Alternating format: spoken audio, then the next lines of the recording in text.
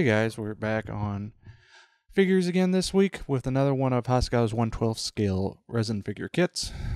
This time they're round girl. So let's open her on up and take a look.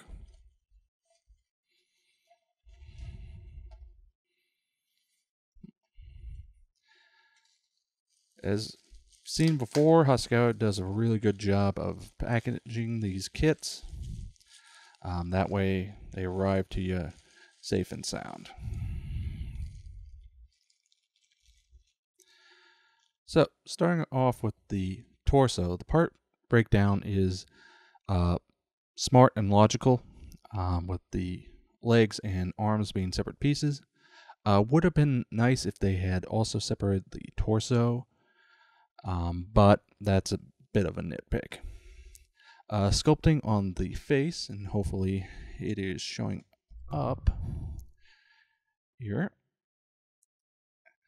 is nicely done. No real complaints there. I did, however, find a fairly prominent mold line along the hair and the hat, so that will require some cleanup. But other than that, no real complaints. I do think the molded in spots for where her hand is a little excessive. Obviously, something you might look at filling in depending on how bad it is on your individual kit, is there is always some wiggle room with these resin kits. So definitely do some dry fitting there. If we just use the legs, make sure I'm getting the right keyed part, which I do like that they did. They did do separate keys for each of the legs. That makes it really easy for you to figure out which leg goes to which side. Overall, fits more than adequate. No real complaints there. If we look at the legs, again, there is some mold lining that's going to need a little bit of cleaning up, but nothing too terrible. And lastly, we have her arms. The fingers are all right. There is a bit of flashing that's going to need some cleanup there.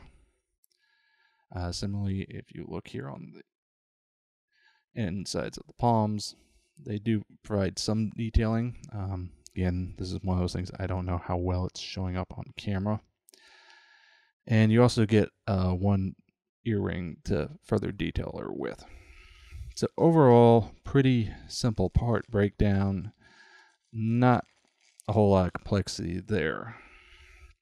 Now, if you give me a second to get these parts back in, we'll then move on to looking at the instructions.